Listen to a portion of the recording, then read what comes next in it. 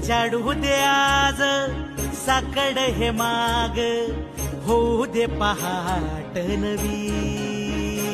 आता होऊन जाऊ दे साऱ्या जगाला पाहू दे, पडू दे पाऊल जरी काट पाया खाली आपल्याला येऊ दे, पडू दे पाऊल. मोठी लढाई र लढू मातीसाठी र गड्या, मनगटाच जोर लावून